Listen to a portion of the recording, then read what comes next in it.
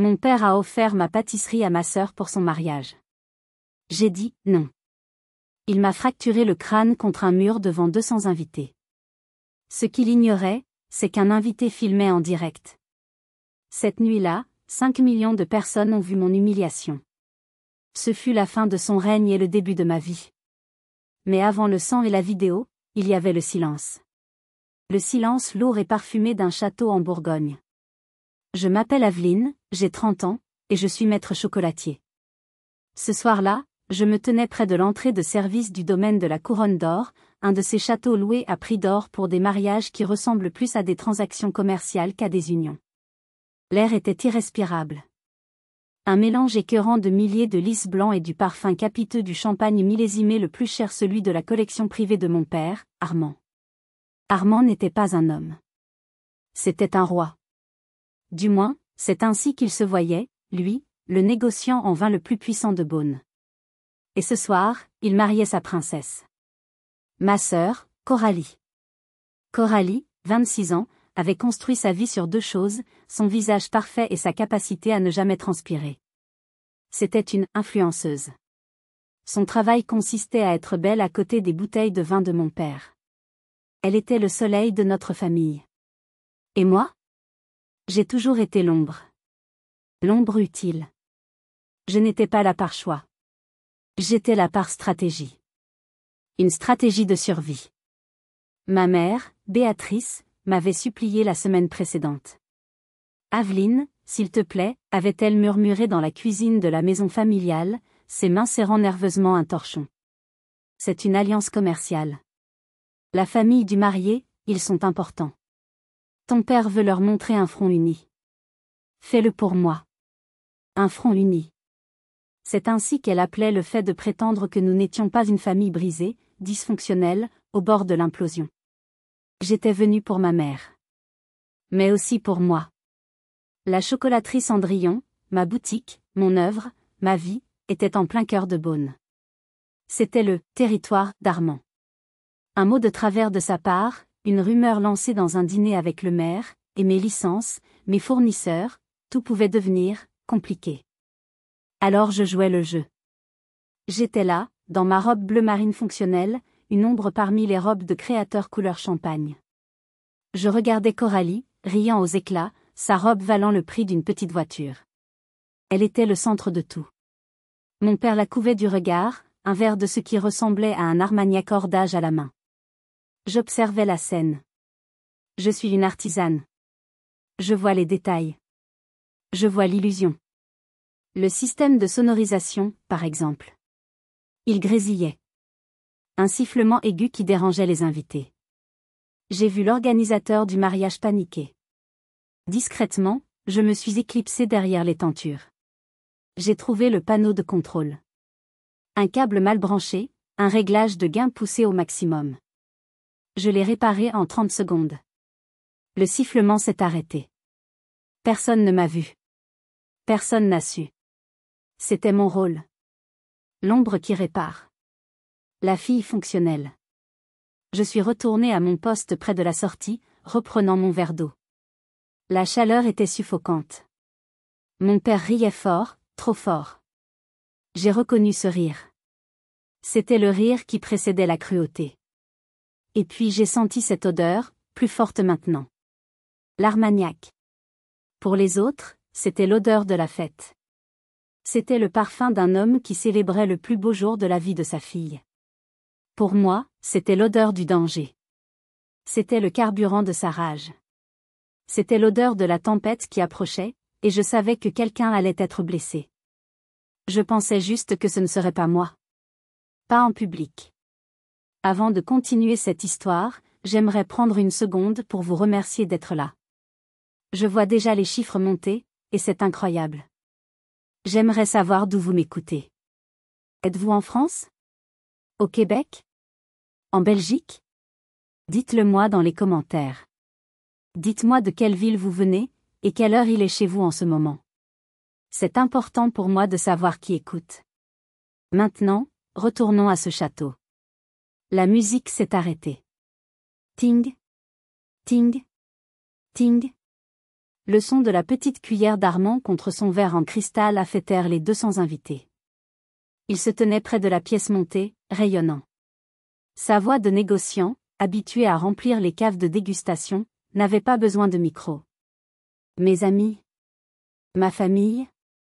Il a commencé. Il a parlé de l'importance de l'héritage. De la marque familiale. Du sang. J'avais l'habitude de ce discours. Je savais qu'il s'agissait de son empire du vin. Et ce soir, continua-t-il, son regard brillant d'une fierté presque maniaque, nous ne célébrons pas seulement une union. Nous célébrons une expansion. Une consolidation de notre héritage. Il a fait une pause. La salle retenait son souffle. Qu'est-ce qu'il allait annoncer? Une nouvelle acquisition de vignoble? Il a levé son verre vers Coralie. Pour assurer l'avenir de cette alliance, pour donner à ma fille les outils de son succès. Coralie va désormais prendre la direction et insuffler sa modernité, son style, à la nouvelle branche lifestyle de notre empire. Il a fait une pause, savourant son effet. En prenant la tête de la chocolaterie Cendrillon. Le silence. Un dixième de seconde de silence absolu. Puis la salle a explosé. Des applaudissements. Des sifflets. Des bravos. J'ai senti le sang quitter mon visage. Mon verre d'eau m'a glissé des mains et s'est brisé sur le sol. Mais personne ne l'a entendu. Le bruit était couvert par les acclamations. Ils applaudissaient. Ils applaudissaient tous. Ils applaudissaient le vol le plus audacieux de Bourgogne. Ils me regardaient, souriant, me faisant des signes de félicitations. Ils pensaient que j'étais complice. Ils pensaient que c'était un arrangement familial, un cadeau généreux de la grande sœur à la petite. Ma mère, Béatrice, me regardait, son sourire figé, ses yeux me suppliant, accepte. Ne fais pas de scène. Accepte. Coralie, elle, rayonnait, riant, acceptant les félicitations pour quelque chose qu'elle n'avait jamais gagné, qu'elle n'avait jamais voulu, qu'elle allait détruire. Il ne donnait pas ma boutique. Il la réallouait. Comme un putain de meuble de bureau. Il venait de me dire, devant 200 personnes, que mes 3 années de sang, de sueur et de dette n'étaient qu'un actif de son bilan, une note de bas de page dans son histoire. Je l'ai regardé. Il buvait les applaudissements. Et j'ai compris. Ce n'était pas une idée soudaine, alimentée par l'Armagnac. C'était une exécution. Une exécution publique. Ils s'attendaient tous à ce que je souris. Que je pleure peut-être une larme de joie. Que je monte sur scène et que je donne les clés à ma sœur. Mais ils ne savaient pas une chose. Ils ne savaient pas que j'en avais fini de sourire. Je suis sortie de l'ombre. Lentement. Délibérément. Clic. Clic. Clic. Mes talons bas, pratiques, résonnaient sur le marbre de la salle de bal. Le son était sec, précis. Il a coupé à travers les applaudissements qui s'éteignaient. Un par un, les visages se sont tournés vers moi. L'océan de sourires s'est transformé en une mer de confusion. Ce n'était pas prévu au programme. L'ombre n'était pas censée prendre la lumière. J'ai vu le visage de ma mère. Son sourire s'est figé. La panique a remplacé la supplication dans ses yeux. Je n'ai pas couru. Je n'ai pas crié. J'ai simplement marché. Je me suis arrêtée à 3 mètres de la table d'honneur. Juste en face de lui. Armand me regardait, son visage rougeoyant de fierté et d'alcool. Son sourire était encore là, mais il s'était durci. Aveline, dit-il, sa voix basse, un avertissement. Il parlait encore sans micro, mais tout le monde l'entendait dans le silence soudain. Quel timing! Viens féliciter ta sœur. Il me tendait un piège. Si je montais, je validais son mensonge. Je n'ai pas bougé. J'ai regardé mon père dans les yeux. L'homme qui m'avait appris que mon travail ne valait rien. L'homme qui avait bâti un empire en vendant le travail des autres. Ma voix est sortie. Claire. Sans tremblement. Elle a porté dans l'acoustique parfaite de la salle. Non. Un mot. Le silence qui a suivi n'était pas un simple silence. C'était un vide. Un trou noir qui a aspiré tout l'oxygène de la pièce. Armand a cessé de sourire. La rougeur de son visage s'est transformée en un violet sombre. Quoi, siffla-t-il. Je l'ai répété. Plus fort. Non. Puis j'ai regardé l'assemblée, les 200 visages figés. C'est un mensonge. J'ai reporté mon attention sur mon père. Tu ne peux pas réallouer ce qui ne t'appartient pas. La chocolaterie Cendrillon est mon entreprise. Elle est enregistrée à mon nom. Elle n'est pas à toi. Et elle n'est pas à elle. Le masque est tombé. Ce n'était plus le roi de Bourgogne. C'était un tyran démasqué. Comment oses-tu, gronda-t-il.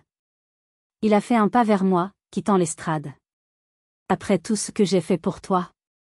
Ce que tu as fait? J'ai presque ri. J'ai construit cette boutique de mes propres mains, avec mes propres dettes, pendant que tu envoyais Coralie à Dubaï pour des photos. Silence, a-t-il rugi. L'odeur d'Armagnac m'a frappé comme un mur. Tu es à moi. Tout ce que tu as est à moi. Tu ne vas pas ruiner cette soirée. Tu ne vas pas me faire honte. C'est toi qui te fais honte tout seul, ai-je dit calmement. C'était le mot de trop. Il a bougé plus vite que je ne l'aurais cru possible pour un homme de son âge. Sa main, celle qui tenait le verre en cristal, s'est abattue. Pas pour me frapper. Pour m'agripper. Ses doigts se sont refermés sur mon épaule comme un étau. Salope ingrate. Et il m'a poussé. Non, il ne m'a pas poussé. Il m'a jeté. Il a utilisé tout son poids, toute la force de sa rage accumulée, et m'a projeté en arrière. Mes pieds ont quitté le sol. Il y a eu une seconde d'apesanteur. Puis l'impact. Mon dos d'abord. Et puis ma tête. Ma tête a heurté le pilier en marbre massif qui soutenait l'arche de la salle de bal. Le son. Ce n'était pas un « boum » sourd. Ce n'était pas le bruit d'un verre qui se brise. C'était un « crac ». Un son humide, intime, dégoûtant. Le son d'un os qui rencontre une pierre inflexible. La lumière des chandeliers a explosé en 1000 éclats blancs. Puis le silence est revenu, mais cette fois, il était rempli d'un bourdonnement aigu dans mes propres oreilles. J'ai glissé le long du pilier. Je n'ai pas perdu connaissance. Je me suis rattrapé, ma main à plat contre le marbre froid. Un cri a percé le silence. Un cri de femme, aigu, hystérique. Puis un autre. Oh mon Dieu! Une chaleur soudaine et choquante s'est répandue à l'arrière de mon crâne. Elle coulait. Vite. J'ai porté la main à mes cheveux. Mes doigts sont revenus rouges. Un rouge vif, presque noir sous la lumière tamisée. Le sang coulait dans mon cou, tachant le col bleu marine de ma robe. J'ai levé les yeux. La salle était en chaos. Des chaises renversées. Des gens debout. J'ai vu ma mère, Béatrice. Elle était figée, la main sur la bouche, ses yeux passant de moi à mon père, dans une horreur absolue. J'ai vu Coralie. Et ce que j'ai vu m'a glacé le sang plus que l'impact. Elle ne me regardait pas. Elle ne regardait pas mon sang. Elle regardait la salle. Elle regardait les invités. Elle regardait, horrifiée, son mariage parfait, sa mise en scène parfaite, s'effondrer. Elle a regardé le marié, qui la fixait avec une expression de pur dégoût. Elle a hurlé. Tu as tout gâché. Tu as tout gâché. C'est là que j'ai su. Elle était complice. Puis mes yeux ont trouvé autre chose. Un détail, dans le chaos. Près du bar, un peu à l'écart, se tenait un jeune homme. Un blogueur vinicole que Coralie avait invité, probablement pour qu'il écrive sur son « cadeau ». Il n'avait pas bougé. Il n'avait pas crié. Son téléphone était toujours levé, tenu fermement à 2 mains. Et dans le coin supérieur de son écran, je pouvais voir, même de loin, une petite lumière rouge. Fixe. Stable. Il ne se contentait pas d'enregistrer. Il filmait en direct. On vient de me voler mon travail. On vient de me fracturer le crâne. Et ma propre sœur m'accuse d'avoir tout gâché. J'étais seule, en sang, entourée de 200 témoins. Honnêtement, qu'auriez-vous fait à ma place? Seriez-vous restée silencieuse? Auriez-vous porté plainte? Laissez-moi vos pensées dans les commentaires. Je veux vraiment savoir ce que vous auriez fait face à cette injustice. Le son des sirènes au loin a commencé à percer le bourdonnement dans ma tête. Mais avant l'hôpital, avant les agrafes et les avocats, vous devez comprendre pourquoi. Vous devez comprendre ce qu'il m'a vraiment volé ce soir-là. Il ne s'agissait pas d'une boutique. Il s'agissait de ma vie. J'ai grandi dans l'ombre de deux titans, l'ego de mon père, Armand, et la beauté de ma sœur, Coralie. Armand dirigeait son empire viticole comme un seigneur féodal. Pour lui, il y avait deux types de personnes, celles qui donnaient des ordres, lui, et celles qui les exécutaient, le reste du monde. Coralie a été élevée pour être une princesse. Elle a été envoyée dans des pensionnats suisses à 20 000 € le trimestre, non pas pour apprendre, mais pour se faire des relations. Elle a appris à sourire, à être charmante, et à dépenser l'argent qu'elle n'avait pas gagné. Et moi? J'étais différente. J'aimais travailler de mes mains. J'aimais la précision. J'aimais créer. Quand j'avais 15 ans, Coralie a eu la meilleure note à un exposé d'histoire de l'art. Mon père a ouvert un pommerie millésimé. La même semaine, j'ai remporté un concours régional de pâtisserie. Quand j'ai montré la médaille à mon père, il a levé les yeux de son grand livre de comptes et a dit « C'est bien, Aveline. Au moins, tu sauras faire quelque chose d'utile de tes 10 doigts. » Utile. C'était le mot qu'il utilisait pour tout ce qu'il méprisait. Il m'a donc envoyé à Lyon. Pas dans une école de commerce. Chez un vieux maître chocolatier, un ami de la famille à qui il devait une faveur. J'allais apprendre un métier. C'était sa façon de me mettre à l'écart, de me sortir du tableau familial pendant que Coralie brillait. Ce qu'il n'avait pas prévu, c'est que j'aimerais ça. J'ai adoré. J'ai adoré la discipline. La chimie. L'odeur du beurre de cacao à 5 heures du matin. J'ai travaillé 18 heures par jour. J'étais douée. Mais même là, il m'utilisait. J'étais son artisan secret. Quand un client américain important venait à Beaune, il m'appelait. Aveline, fais-moi une boîte de tes truffes.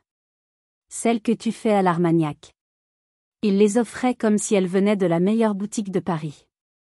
Il acceptait les compliments. Il ne disait jamais, c'est ma fille qui les a faites.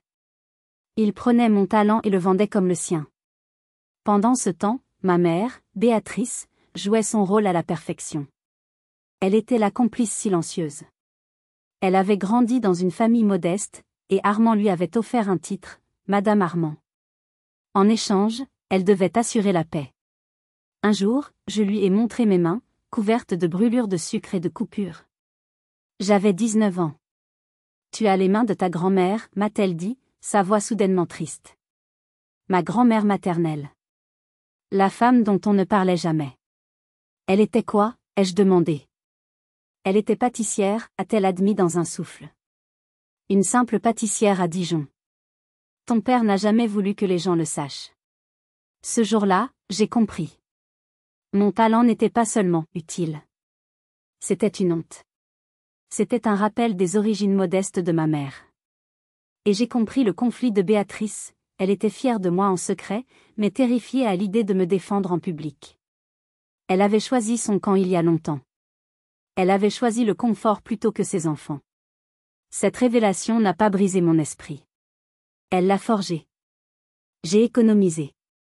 Chaque centime. Je ne voulais pas de l'argent d'Armand. Je voulais ma propre fondation.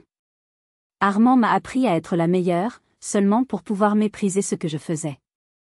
Il m'a appris la rigueur de l'artisanat tout en vénérant la paresse de l'influenceuse. Mais il avait oublié une chose à propos des artisans. Nous ne construisons pas seulement des choses. Nous construisons des fondations. Et j'ai décidé que mes fondations seraient si solides qu'ils ne pourraient jamais les détruire. Je me trompais. Je n'avais pas réalisé qu'il avait un bulldozer. À 27 ans, après 10 ans à Lyon, je suis revenue à Beaune. Pas à la maison familiale. Je ne pouvais plus respirer cet air. J'avais des économies. 50 000 €. C'était l'héritage de ma grand-mère pâtissière, que ma mère m'avait donné en secret, comme pour se racheter une conscience. Et j'ai trouvé l'endroit. Une petite boutique dans une ruelle pavée, à 2 pas des hospices de Beaune. Elle était abandonnée depuis 20 ans. C'était une ancienne boulangerie. Le toit fuyait. La vitrine était brisée. Une pancarte « Condamné » était clouée sur la porte. Pour tout le monde, c'était une ruine. Pour moi, c'était une toile vierge. Je l'ai achetée avec les 50 000 euros. La banque a ri quand je leur ai demandé un prêt pour la rénovation. Mademoiselle Aveline, m'a dit le directeur, un ami de golf de mon père, c'est un gouffre financier. Laissez votre père vous acheter un joli appartement. Je suis allé voir une autre banque. Une banque concurrente, à Dijon. Je ne leur ai pas dit qui était mon père. Je leur ai montré mon business plan. Mes diplômes de chocolatier. Mes projections financières. J'ai obtenu un prêt à la création d'entreprise de 120 000 euros. Mon nom. Ma signature. Ma dette. Les 3 années qui ont suivi ont été un enfer. Un enfer merveilleux. Je vivais dans la petite pièce à l'arrière, sans chauffage. Je me réveillais à 4 heures du matin, mon souffle formant des nuages de buée. Je grattais le plâtre moisi des murs moi-même. J'ai appris la plomberie sur YouTube. J'ai passé des semaines à genoux à poncer le vieux parquet. Mathieu, un ami menuisier qui avait quitté Paris pour trouver une vie plus authentique, m'a aidé les week-ends. Il était la seule personne qui comprenait. Tu ne restaures pas une boutique, Aveline, m'a-t-il dit un soir, alors que nous partagions un sandwich sur des seaux de peinture. Tu te construis une forteresse. Il avait raison. J'ai passé 2 mois à restaurer les vitrines Art Nouveau d'origine, pièce par pièce. J'ai trouvé un vieux comptoir en marbre dans une décharge et je l'ai poli jusqu'à ce qu'il brille. Chaque euro que je gagnais dans des petits boulots de traiteur était réinvesti. Chaque clou que j'enfonçais était un acte de défi. Quand j'ai enfin ouvert, 6 mois avant le mariage, je l'ai appelée la chocolaterie Cendrillon. Parce qu'elle était née de la poussière et de la suie. La famille est venue. Une fois.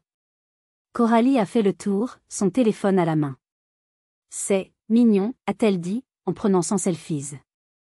Un peu rustique, non. Les murs en pierres apparentes, c'est tellement 2010. Elle est partie au bout de 10 minutes. Mon père est entré. Il a regardé mes machines à tempérer le chocolat. Il a regardé le comptoir en marbre. Il a pris une de mes ganaches primées au yuzu. Il l'a mangée. Pas mal, a-t-il dit. L'acidité est un peu forte. Il s'est tourné vers moi. Bon. Tu t'es bien amusé. N'espère pas devenir riche avec ça. C'est un joli passe-temps. Un passe-temps. Un passe-temps qui me coûtait 16 heures de travail par jour, 7 jours sur 7. Un passe-temps qui portait 120 000 euros de dette. Je n'ai rien dit. J'ai juste souri. Parce que pour la première fois de ma vie, son opinion n'avait plus d'importance. La boutique était rentable en 3 mois. Les touristes adoraient. Les locaux aussi. J'étais libre. C'est ce que je croyais.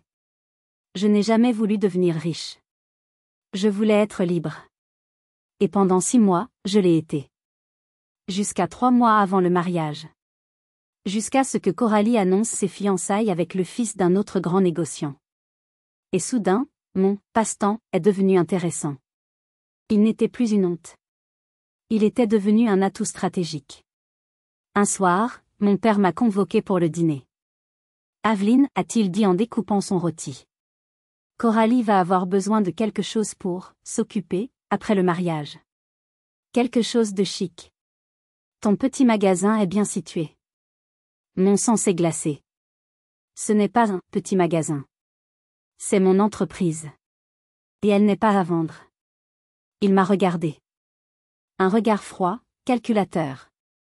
Ne sois pas stupide, Aveline. Tout est toujours à vendre. Réfléchis-y.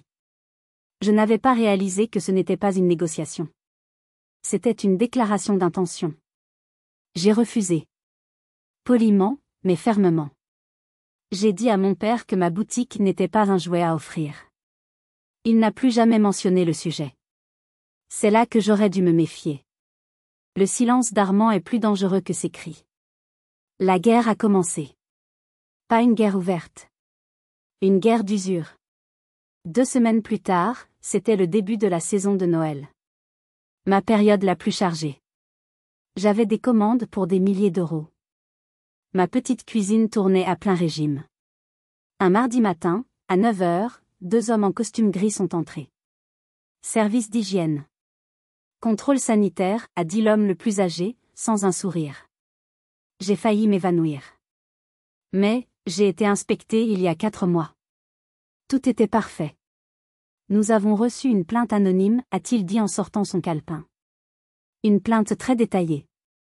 Pendant 4 heures, ils ont tout retourné. Ils ont passé des écouvillons sur mes comptoirs. Ils ont vérifié les températures de mes frigos. J'étais terrifiée, mais je savais que j'étais irréprochable. Je suis une artisane, la propreté est ma seconde nature. Tout semble en ordre ici, dit le plus jeune. Attendez, dit l'aîné. Il était dans mon arrière-boutique, le petit espace de stockage. Qu'est-ce que c'est que ça? Il est revenu en tenant un sac. Un sac de beurre rance. Un beurre que je n'avais jamais commandé, d'une marque que je n'utilisais pas. Il était caché derrière des sacs de farine. Madame, dit-il, son ton glacial, ce produit est périmé depuis 6 mois. C'est une infraction grave. Mon cœur s'est arrêté. Ce n'est pas à moi. Je ne sais pas comment c'est arrivé là. C'est ce qu'ils disent tous. Ils m'ont infligé une amende. Mais ce n'était pas le pire. Ils ont placé ma boutique sous fermeture administrative temporaire de 48 heures. En pleine semaine de Noël. Mais ce n'était pas tout. La plainte anonyme mentionnait aussi que j'avais volé une recette à un concurrent. C'était un mensonge absurde, mais cela a déclenché un audit de mes livres de compte. J'ai dû jeter pour 10 000 € de stock. Des chocolats fins, des truffes, des commandes de Noël. J'ai dû appeler des clients en pleurant pour annuler. J'ai failli faire faillite. Je n'avais aucune preuve. Mais je savais. Je savais qui avait accès à mon arrière-boutique. Coralie avait le code. Elle l'avait, au cas où, disait ma mère. C'était un avertissement. C'était la façon de négocier d'Armand et Coralie. Ils m'étranglaient financièrement pour que je cède. J'ai payé l'amende. J'ai survécu. De justesse. Et j'ai agi. Le jour de ma réouverture, j'ai fait 2 choses. D'abord, j'ai changé toutes les serrures et tous les codes. Je n'ai donné le nouveau code à personne. Ensuite, j'ai installé des caméras de sécurité. Partout. Dans la boutique, dans l'arrière-boutique, et une petite, cachée, pointée vers la porte d'entrée de la ruelle. Je me sentais paranoïaque, mais l'attaque avait été trop précise. J'ai envoyé un email à ma famille. J'ai eu un problème d'hygiène. J'ai dû tout changer. Nouveau code. Désolé. Coralie m'a répondu. Oh non, c'est horrible. Tu devrais faire attention. Tu veux que papa t'aide financièrement? Tu sembles débordé. La garce. 2 semaines avant le mariage, mes caméras ont enregistré quelque chose. Il était 22 heures. Ma caméra extérieure a capté du mouvement. C'était Coralie. Et Armand. Ils se tenaient devant ma vitrine. Coralie pointait du doigt. Je ne pouvais pas entendre, mais je pouvais voir. Elle riait. Elle montrait la façade. Armand a hoché la tête. Il a mis un bras autour d'elle. Il semblait si fier. Ils regardaient leur futur trophée. J'ai sauvegardé la vidéo. Je ne savais pas pourquoi. C'était juste une preuve. J'ai pensé que le pire était passé. J'ai pensé qu'ils avaient essayé, qu'ils avaient échoué, et qu'ils allaient me laisser tranquille. J'aurais dû savoir qu'ils ne faisaient que s'échauffer. Ils n'allaient pas essayer de me détruire en secret. Ils allaient le faire en public. Le premier son que j'ai entendu clairement, après le « crac », fut la voix de Mathieu. Il était là. Je ne savais même pas qu'il était invité. Il s'est frayé un chemin à travers la foule horrifiée. Il n'était pas en tenue de menuisier. Il portait un costume. Il avait l'air distingué. Il a arraché une nappe en lin d'une table et l'a pressée contre l'arrière de ma tête. Aveline, reste avec moi. Ne ferme pas les yeux. Les secours arrivent. Il n'a pas regardé mon père. Il n'a pas regardé Coralie. Il s'est concentré sur moi. Les ambulanciers sont arrivés avec une efficacité brutale. La fête était terminée. Ils m'ont mise sur une civière. En sortant, j'ai vu le visage d'Armand. Il n'était plus en colère. Il était effrayé. La panique d'un homme qui vient de réaliser que son problème ne peut pas être réglé par un chèque. Il était entouré par la sécurité du château. Coralie pleurait. De vraies larmes, cette fois.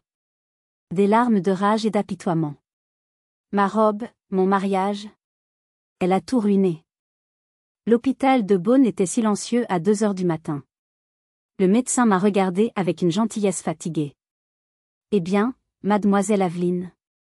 C'est une sacrée soirée de mariage. Il a commencé à nettoyer la plaie.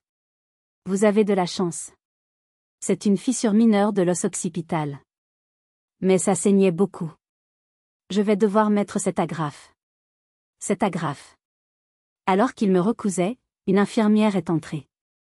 La police est là. 2 officiers. Ils aimeraient vous parler. Faites-les entrer, ai-je dit, ma voix rauque. Les policiers étaient jeunes, professionnels. Madame, dit la femme, nous avons arrêté votre père, monsieur Armand. Il est en garde à vue pour agression. J'ai hoché la tête. Nous devons vous demander, continua-t-elle, souhaitez-vous porter plainte? J'ai pensé à mes 3 années de travail. J'ai pensé au beurre rance. J'ai pensé au regard de Coralie. J'ai pensé au crack. Oui, ai-je dit. Absolument. Je veux porter plainte pour agression, pour tentative de vol, pour tout ce que vous pourrez trouver. L'infirmière est revenue après leur départ. Votre ami, Mathieu, est dans la salle d'attente. Il a aussi appelé quelqu'un pour vous. Mathieu m'a ramené de l'hôpital à 5 heures du matin. Le soleil n'était pas encore levé. Il ne m'a pas ramené à ma boutique. Où allons-nous, ai-je demandé, ma tête lancinante. Dijon, dit-il simplement. J'ai appelé une amie. Une avocate. Elle nous attend à 8 heures. Le trajet de 40 minutes s'est fait en silence. À 8 heures précises, nous étions dans le bureau de maître Solange Vasseur. C'était un bureau moderne, en verre et acier. Maître Vasseur était une femme d'une 50aine d'années, ses cheveux gris coupés courts, son regard aussi tranchant que de l'obsidienne. Elle n'a pas dit bonjour. Elle a regardé mes agrafes. Mathieu m'a envoyé la vidéo, dit-elle froidement. La vidéo? Elle est partout. Le blogueur l'a mise en ligne. Elle a 10 millions de vues. Le hashtag Nuit sanglantée à Beaune est en tendance sur Twitter. Félicitations, mademoiselle Aveline. Vous êtes célèbre. Elle a tapoté sur son ordinateur. Armand a fait une erreur d'amateur. En Bourgogne, il peut tout contrôler dans l'ombre. Les rumeurs, les fournisseurs, les banques. Mais il l'a fait en public. Et il a été filmé. Elle m'a regardé. Il est sorti de garde à vue il y a 1 heure. Il va organiser un brunch ce matin au château. Pour contrôler les dégâts. Pour dire que c'était un accident d'ivrogne, point. Je dois y aller, ai-je dit. Non, dit maître Vasseur. C'est nous qui allons y aller. Elle a imprimé un document. Ceci est un référé. Une ordonnance d'urgence. Je l'ai déposé au tribunal à 7 heures du matin. Il est interdit à Armand, Coralie et Béatrice d'approcher à moins de 100 mètres de votre boutique, sous peine d'arrestation immédiate. Elle a mis le document dans sa mallette. Nous allons la lui remettre en personne. Devant tous ses amis. Elle a attrapé son téléphone. Et j'ai déjà envoyé une copie de la vidéo virale, ainsi que la plainte pour agression, au bureau du procureur de la République. Le jeu a changé, mademoiselle. Vous n'êtes plus sa fille. Vous êtes la victime d'un crime. J'ai senti quelque chose que je n'avais pas senti depuis des années. La peur était partie. J'étais en colère. Et pour la première fois, je sentais que j'avais le pouvoir. Allons à ce brunch, ai-je dit. Le domaine de la Couronne d'Or était sinistre à la lumière du jour. Les lys commençaient à faner. L'odeur de champagne éventé flottait dans l'air. Une 30aine d'invités étaient là pour le brunch. Les plus fidèles. Les plus effrayés. Ou les plus curieux. Armand était au centre de la pièce, un verre de mimosa à la main. Il riait trop fort. Il essayait désespérément de contrôler le narratif. Un simple malentendu familial, disait-il à un couple qui hochait la tête nerveusement. Aveline a toujours été sensible. L'émotion, le vin. Vous savez ce que c'est. Puis la porte s'est ouverte. Le silence est tombé. Je suis entrée la première. Je n'avais pas caché mes blessures. J'avais les cheveux relevés, laissant voir les 7 agrafes noires sur ma peau rasée. Je portais un pantalon noir simple et un col roulé. J'étais une tache d'encre sur leur nappe blanche. Mathieu était derrière moi. Et derrière lui, maître Solange Vasseur, portant une mallette et un petit projecteur vidéo. Armand m'a vu. Son rire s'est étranglé. Il a vu les agrafes. Son visage s'est décomposé. Aveline. Sa voix était un grognement. Qu'est-ce que tu fais ici? Tu n'es pas invité. Je suis ici pour affaires, Armand, ai-je dit. Maître Vasseur s'est avancé. Bonjour à tous. Sa voix était claire, tranchante. Je suis maître Solange Vasseur, l'avocate de mademoiselle Aveline. Merci d'être restée. Elle a posé son projecteur sur une table. Elle a sorti un petit écran portable. Qu'est-ce que c'est que ce cirque? A crié Armand. Monsieur Armand a donné sa version des faits, dit maître Vasseur en branchant son ordinateur. Un malentendu. Un accident d'ivrogne. Nous avons pensé qu'il serait utile de revoir les faits. Elle a allumé le projecteur. La première image était celle du blogueur. La vidéo que 10 millions de personnes avaient vue. Le son de ma voix. C'est un mensonge. Le son de sa voix. Salope ingrate. Et le crack. Une femme dans l'assemblée a poussé un cri étouffé. Armand était livide. C'est une violation de la vie privée, a-t-il hurlé. Ce n'est pas tout, dit calmement maître Vasseur. Elle a changé de vidéo. L'image était différente. Noir et blanc. Un angle étrange. C'était la caméra de sécurité de ma propre boutique. Date, 3 semaines avant le mariage. On voyait Armand et Coralie devant ma vitrine. Coralie riait, pointant du doigt l'intérieur. Armand hochait la tête. Ceci, dit maître Vasseur, établit l'intention et la préméditation de s'approprier le bien de ma cliente. Armand était blanc. Mais attendez, dit l'avocate. J'ai gardé le meilleur pour la fin. Elle a lancé une 3e vidéo. Celle-ci venait des caméras de sécurité du château. L'angle était parfait, en plongée. Date, la nuit dernière. 10 minutes avant le discours. On voyait Armand, près du bar. Il parlait au jeune blogueur. Le même qui avait filmé en direct. On voyait Armand lui taper dans le dos, rire, puis pointer la scène. Monsieur Armand savait qu'il était filmé, dit maître Vasseur. Sa voix résonnait comme un marteau de juge. Il voulait des témoins pour sa générosité. Il ne s'attendait tout simplement pas à ce que ma cliente refuse de se faire voler. La salle était pétrifiée. Le roi était nu. Son arrogance l'avait piégé. C'est à ce moment que ma mère, Béatrice, a craqué. Elle n'a pas couru vers son mari. Elle a couru vers moi. Elle m'a attrapé par le bras, ses ongles s'enfonçant dans ma peau. Aveline. Arrête. Arrête ça tout de suite. Tu détruis cette famille. Par pitié, retire ta plainte. Je l'ai regardée. La femme qui m'avait supplié de venir, pour la famille. La femme qui était restée silencieuse pendant que je saignais. J'ai lentement, délibérément, retiré ses doigts de mon bras. Non, maman, ai-je dit, ma voix ne tremblant pas, je n'ai pas commencé ça. Mais je vais le finir. Je l'ai regardé dans les yeux. Tu as choisi ton camp. Maintenant, regarde le brûler. Maître Vasseur s'est approché d'Armand, qui tremblait de rage. Elle lui a tendu l'ordonnance du tribunal. Monsieur Armand. Ceci est une ordonnance d'un juge. Vous avez l'interdiction d'approcher ma cliente ou sa propriété. Si vous violez cette ordonnance, vous irez directement en prison. Le père du marié s'est levé. L'homme avec qui Armand voulait faire alliance. Armand? C'est monstrueux. Il a attrapé sa femme par le bras. Nous partons. Ils sont partis. Puis un autre couple. puis un autre. En 5 minutes, la salle était vide. Il ne restait que moi, Mathieu, mon avocate, et les ruines de ma famille. Coralie était assise seule à une table, sanglotant dans sa robe de brunch coûteuse. Armand lisait le papier, le secouant, incapable de comprendre. Le roi venait de perdre son royaume. Et ce n'était que le début. Si vous êtes arrivé jusqu'ici, laissez un commentaire pour nous dire ce que vous auriez fait à la place d'OP. Vous pouvez aussi écrire simplement le chiffre 1 pour montrer que vous suivez encore.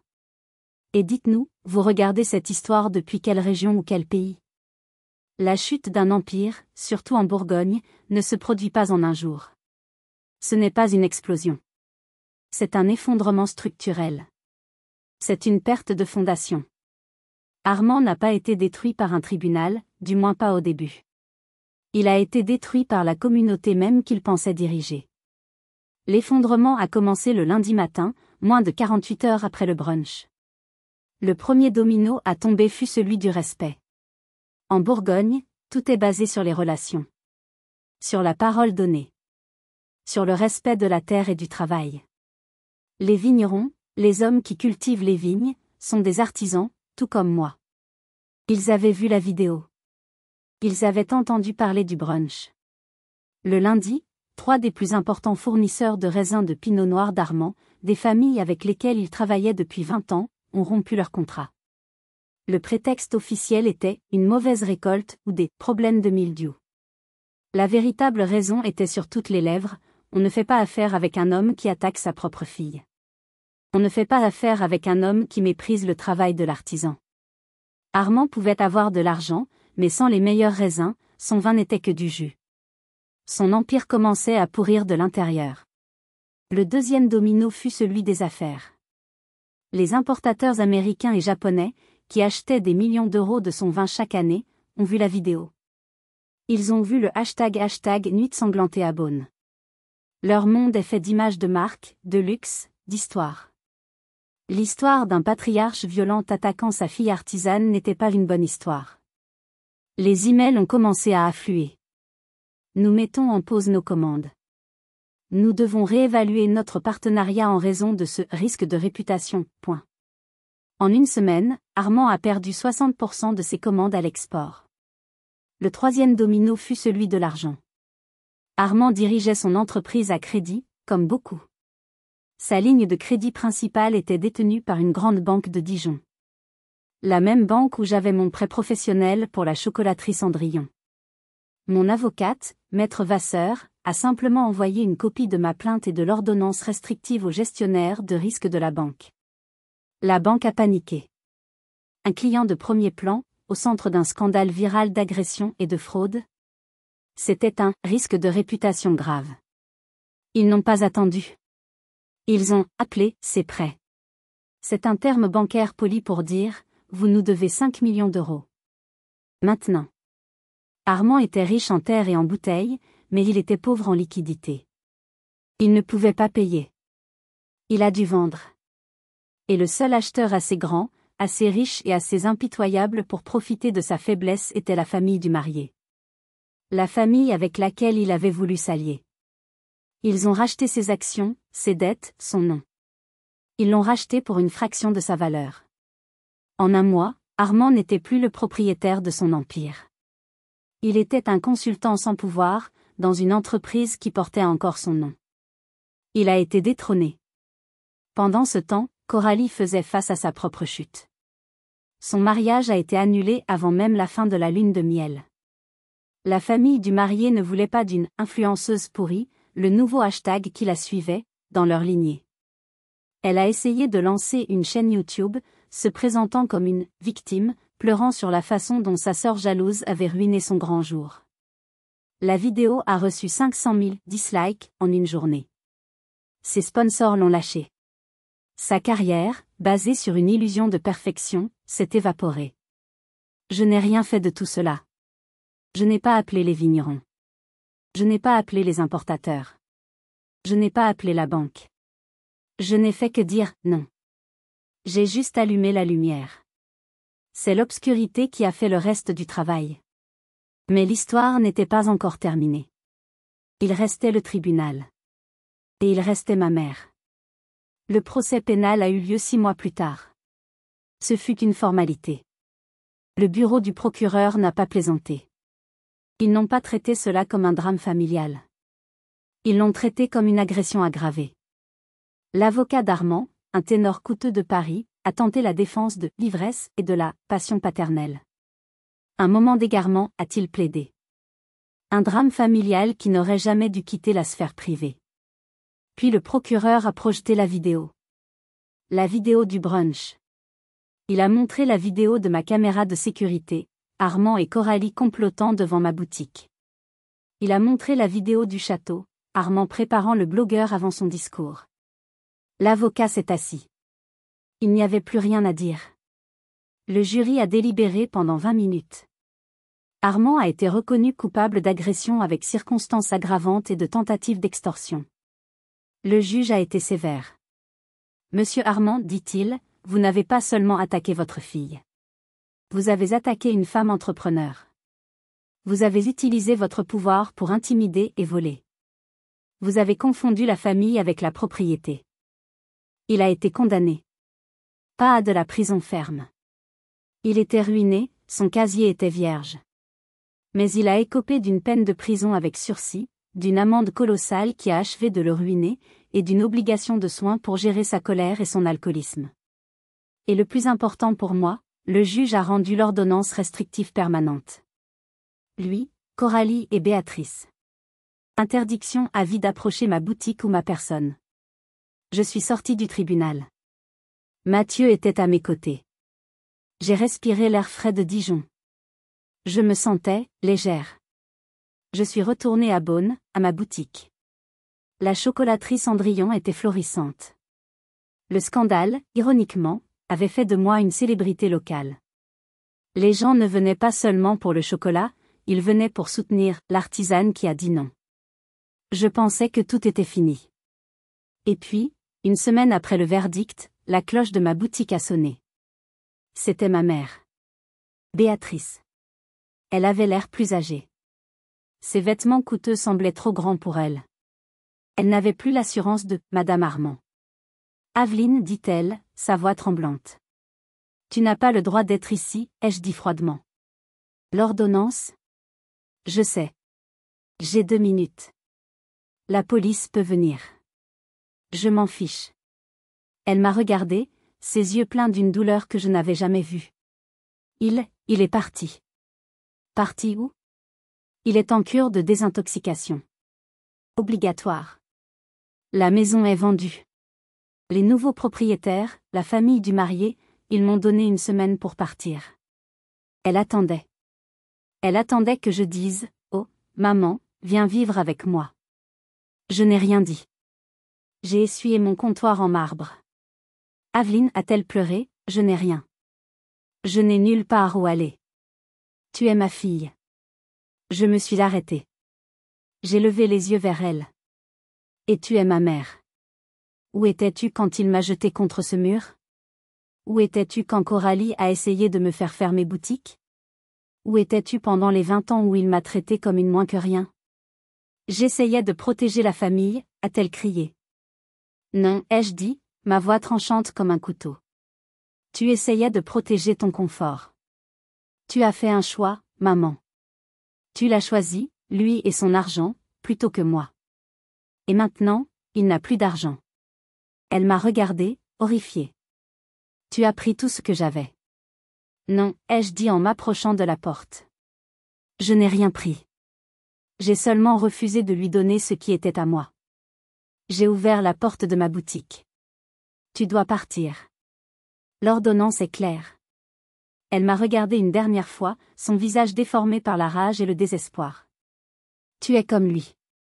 Non, ai-je dit en fermant la porte derrière elle. Je suis comme ma grand-mère. Ce fut la dernière fois que je lui ai parlé. La fermeture de cette porte a été plus difficile que le procès. Plus difficile que l'agression. C'était la coupure finale du cordon. Le deuil de la mère que j'aurais aimé avoir. Mais c'était aussi la première fois que l'air de ma boutique me semblait vraiment pur. Les mois qui ont suivi ont été étranges. Le silence laissé par ma famille était assourdissant au début. Mais ensuite, d'autres voies l'ont rempli. Des lettres ont commencé à arriver. Pas des emails. De vraies lettres, écrites à la main. De femmes de toute la France. Chère Aveline, j'ai vu votre histoire. J'ai travaillé 20 ans pour l'entreprise de mon mari sans salaire. Après avoir vu ce que vous avez fait, j'ai engagé un avocat. Chère mademoiselle Aveline, mon frère a volé mon héritage. J'avais trop peur de me battre. Vous m'avez donné le courage. J'ai réalisé que mon histoire n'était pas seulement la mienne. C'était l'histoire de toutes les femmes qu'on avait appelées sensibles, difficiles ou ingrates, simplement parce qu'elles demandaient ce qui leur revenait de droit. La chocolaterie Cendrillon n'était plus seulement une boutique. C'était devenu un symbole. Mathieu est venu un soir. Il a regardé la pile de lettres sur mon comptoir. Tu vois, m'a-t-il dit, tu n'étais pas seulement en train de construire une boutique. Tu construisais un phare. Il avait raison. Et un phare est fait pour être partagé. J'ai utilisé l'argent des dommages et intérêts du procès non pas pour m'acheter une voiture ou une maison plus grande.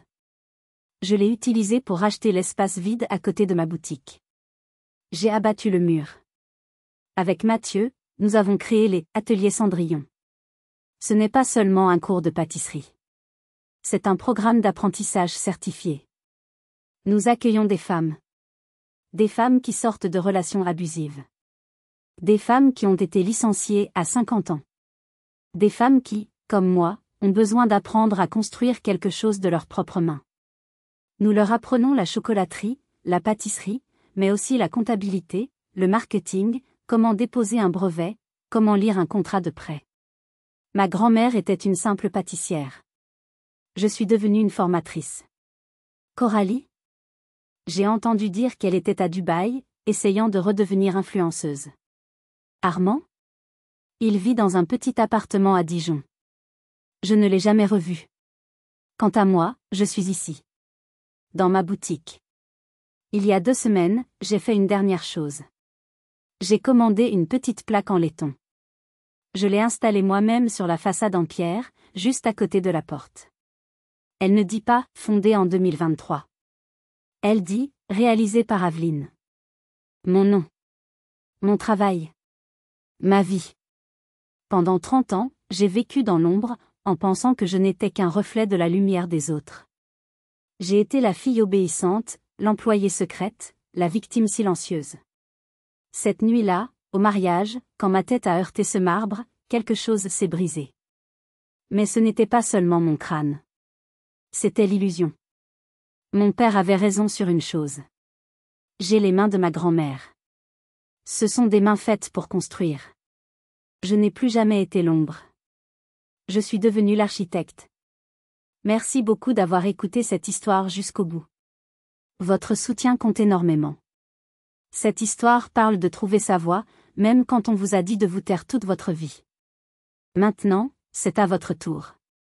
Avez-vous déjà vécu une situation où vous avez dû vous battre pour ce qui vous appartenait, que ce soit contre votre famille, vos amis ou votre patron? Avez-vous déjà dû dire « non » quand tout le monde s'attendait à ce que vous disiez « oui » ? Partagez votre expérience dans les commentaires ci-dessous. Connectons-nous. Si cette histoire a résonné en vous, si elle vous a touché ou vous a donné de la force, s'il vous plaît, montrez votre soutien. Assurez-vous de vous abonner à Tanken et d'aimer cette vidéo. Et surtout, appuyez sur ce bouton « Hype » ou « Super Thanks ». C'est le meilleur moyen de soutenir la chaîne et de permettre à plus de gens d'entendre ces histoires. Merci d'avoir été là. Et n'oubliez jamais de construire vos propres fondations.